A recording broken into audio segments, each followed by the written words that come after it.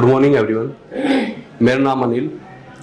आज जो हमारा टॉपिक है वो है बाल रोग। अभी आप लोगों ने देवेंद्र जी को सुना है, बाल रोग पे उन्होंने काफी बातें बताई है। बाल रोग सिर्फ माइंड में ये आ जाता है कि जैसे हम बाल रोग के बारे में जिक्र करते हैं तो बाल रोग को लेके हमारे माइंड में आता है कि बाल रोग सिर्फ एक सीपी चाइल्ड या डाउन सिंड्रोम या ऐसा कोई रोग जिसमें बच्चे अच्छे से विकसित नहीं हो पाते। लेकिन बाल रोग में आता क्या क्या है कि जैसे जब बच्चा पैदा होता है कि उसकी स्टार्टिंग से पेट की गड़बड़ी हो जाना, जब बच्चा पैदा हुआ उसके दिल में छेद हो जाना, या बच्चा जब पैदा हुआ तो उसके हाथ पैरों का अच्छे से विकास ना हो पाना, माइंड के साथ साथ उसकी बॉडी की अदर्स एक्टिविटी भी अच्छे से काम ना करना, ये बाल रोग में आती है जो हमारा टॉपिक है।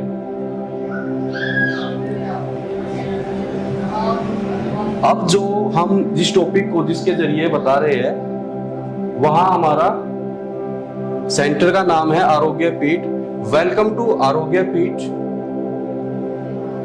अब मैं आप लोगों को इसके बारे में, बाल रोग के बारे में बताऊंगा। जो हमारा जो ये प्रोजेक्ट मिला हुआ है इसको हमने मिलकर तैयार किया है, देवेंद्र जी और मैंने। हम स्टूडेंट ऑफ आरोग्य पीठ से न्यूरोथेरेपिस्ट का कोर्स कर रहे हैं। इंट्रोडक्शन हो जो अभी मैंने आप लोगों को बताया कि इसमें बाल रोग में काफी तरह के रोग आते हैं। उनमें से जो टॉपिक मैंने डिसाइड किया है बोलने के लिए उसका नाम है CP child, cerebral palsy child. अब ये होता क्या है, इसमें जो सेरेब्रल है वो रिलेट करता है हमारे माइंड से और पाल्सी रिलेट करता है हमारी बॉडी से।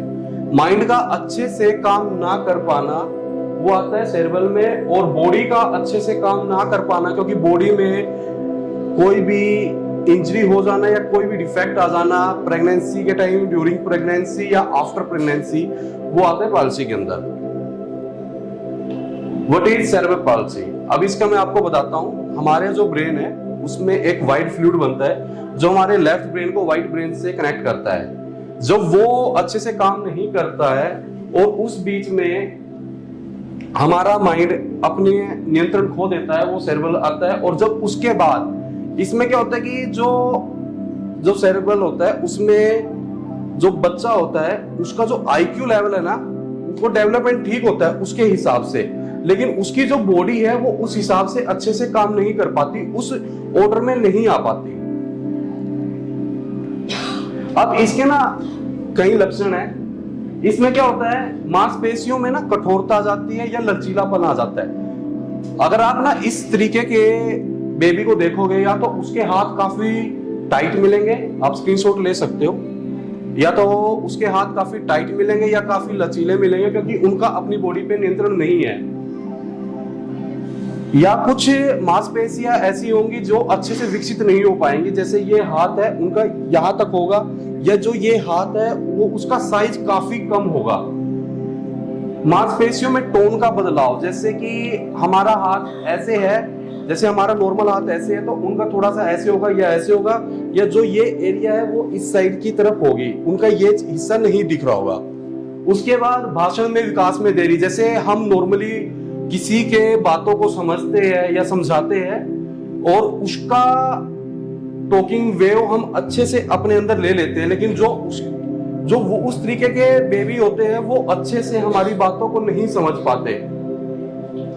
सीखने में समस्याएं, उनको काफी चीजें सिखाने में ना काफी प्रॉब्लम आती है, उनको नहीं सिखा पाते नॉर्मली।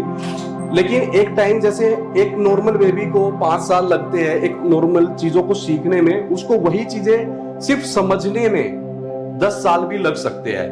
और ऐसे बेबी या तो हंसते रहेंगे या आपको घूरते रहेंगे, आपकी बातों का अलग ही रिएक्ट करेंगे। क्योंकि उनकी जो मोटर कौशल के साथ कठिनाई, उनकी जो मोटर नर्व है वो एक्टिव नहीं है, जो सिग्नल है वो अपने ब्रेन तक नहीं पहुंचा पाते।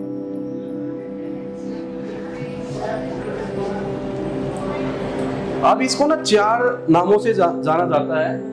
ये वो 4 नाम है जिनमें इनको डिफाइन किया गया कि जो सीपी चाइल्ड है वो इनको इस कैटेगरी में रखा जाता है। लेकिन इस दुनिया में जो सबसे ज्यादा सीपी चाइल्ड मिलते हैं वो 70% ये होते हैं।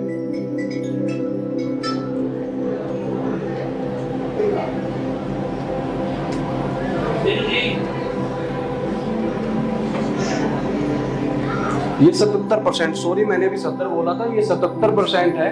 और जो मिक्स्ड होते हैं जिसमें किसी की मोटर नोरो काम कर रही है बट बॉडी अच्छे से एक्टिव नहीं है, वो 15% होते हैं। ऐसे करके ये इस तरीके की उनके पैरों की पोजीशन होती है जो आप देख रहे हो फोटो में।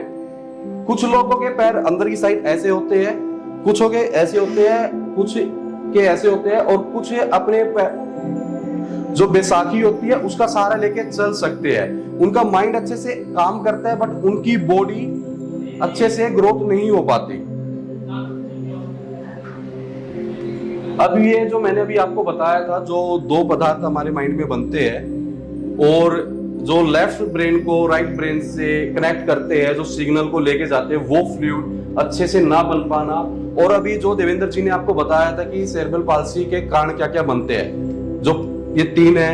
या तो वो आपको जो प्रेगनेंसी है, जब आप कंसीव करते हो बेबी को उस टाइम स्टार्ट हो जाती है, या फिर जब आप प्रेग्नेंट हो जाते हो और प्रेग्नेंट होने के बाद कभी आपने कुछ ठंडा गर्म खाया, कुछ ऐसी चीज खा ली, या आप पेट के बल कहीं गिर गए, या जब बेबी डिलीवरी होती है उस टाइम, डिलीवरी होने के टाइम बेबी को या तो ज्यादा जोर से खींच लिया या उसके गले में कुछ अटक गया, या जैसे दाई ने बिना या डॉक्टर ने बिना वो किए, क्या नाम है, उसको रुलाए, उसकी नाड़ काट दी।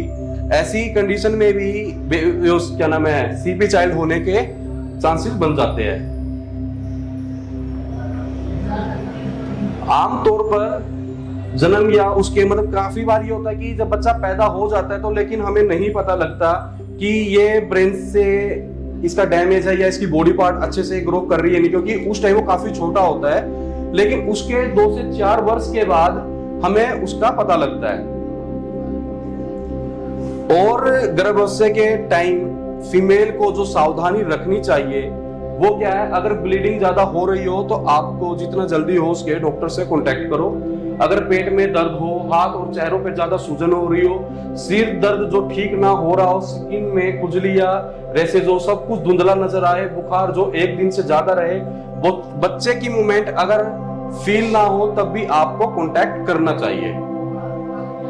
अब ये तो था जैसे अभी टाइम को ध्यान में रख के मैंने जल्दी जल्दी में जितना हो उसका बता रहा हूं। अभी जो सबसे ज्यादा जरूरी चीज माइंड में रखने की बात है, आप लोगों ने एक चीज नोटिस की होगी, जब बच्चे पैदा होते हैं तो उनकी आईज थोड़ी सी कमजोर होती है। आप लोगों ने नोटिस किया हो, बच्चे पैदा होते ही जब उनको शीशे में, आजकल तो उसमें शीशे में रखते हैं, और शीशे में रखने के बाद जब उनको आईज टेस्ट चेक की जाती है तो वो मिलती है वीक। अब वो वीक क्यों होती है? वो होती है ओमेगा 3 के कारण। अब ओमेगा 3 क्या काम करता है? वो हमारे ब्रेन में काम करता है, जो हमारी आई साइड है इस पे काम करता है, हमारी बॉडी के लिए सबसे इंपॉर्टेंट पार्ट होता है। और जब आप कंसीव करते हो बेबी को तो आपको सबसे ज्यादा जरूरी बात क्या है माइंड में रखने की, जो आपकी वाइफ है, ठीक है, या जो फीमेल है, उसकी बॉडी के अंदर ओमेगा 3 की कमी तो नहीं है, या फिर वो प्रेगनेंसी के टाइम ओमेगा 3 अच्छे से अपनी बॉडी में ले रही है या नहीं ले रही है। क्योंकि काफी लोग सी फूड्स नहीं खाते हैं, क्योंकि मोस्टली ओमेगा 3 सी फूड्स में मिलता है। और सी फूड्स में भी ये नहीं कि आप मार्केट से कोई भी फिश उठा के आप उसको खा सकते हो तो आपको ओमेगा 3 मिल जाएगा। ओमेगा 3 साल्मन फिश में मिलता है, जो अंटार्कटिका के अंदर पाई जाती है। और काफी लोग बोलते हैं कि मैं फिश ऑयल नहीं ले सकता क्योंकि मैं वेजिटेरियन हूं। जैसे हम गाय का दूध यूज करते हैं ना, गाय का दूध निकालते हैं, और अगर आप दूध की थैली देखोगे तो उस पे एक ब्राउन डॉट मिलेगा। रेड डॉट होता है मांसाहारी के लिए, ब्राउन डॉट होता है कि आप किसी जानवर को बिना मारे उसके अंदर से वो चीज ले रहे हो। जैसे दूध, हम भैंस को बिना मारे दूध यूज कर रहे हैं, उसी प्रकार साल्मन फिश को आप बिना मारे उसके ग्लैंड से इंजेक्ट करके जो ऑयल लेते हो वो होता है फिश ऑयल, जिसमें ओमेगा 3 काफी अच्छी मात्रा पाई जाती है। अगर आप ओमेगा 3 अगर आप ये सब खाते हो फिश वगैरह, अगर ओमेगा 3 आप यूज करो तो साल्मन फिश माइंड में रखना और एक अच्छे ब्रांड का ही यूज करना। उसके अलावा अगर आप ये सब यूज नहीं करते तो आपके लिए सबसे अच्छा एक उपाय है, आप अखरोट यूज कर सकते हो। अगर डाइजेशन में आपकी प्रॉब्लम आती है तो आप एक अखरोट लो, स्टार्टिंग में आप 2 नहीं खा पाओगे, एक अखरोट को लो, उसको क्या करो, पानी में भिगो कर रखो और शाम को खाओ, जल्दी डाइजेस्ट हो जाएगा और आपकी बॉडी को अच्छे से ओमेगा 3 मिल जाएगा। और ओमेगा 3 की वजह से आपके बच्चे की, आने वाले बच्चे की जो आई साइड है वो कमजोर नहीं होगी। और ये जो रेटिना जो मैं बता रहा हूं, जो आई साइड है, ये इसी पे इफेक्ट गिरता है। ये जो हिस्सा होता है, ये जो नसें है, ये सारी वीक पड़ जाती है ओमेगा 3 की कमी के कारण। उसके बाद ना, अभी मैं थोड़ा सा इसके बारे में बाद में बताऊंगा, उससे पहले एक चीज और बता देता हूं। जैसे आप लोग जब भी बेबी कंसीव करने के प्लानिंग बनाओ, तो आपको सबसे पहले ना एक चीज का ध्यान में रखना है कि हमारे अंदर ओमेगा 3 की कमी ना हो, हमारे अंदर एक कैल्शियम की कमी ना हो।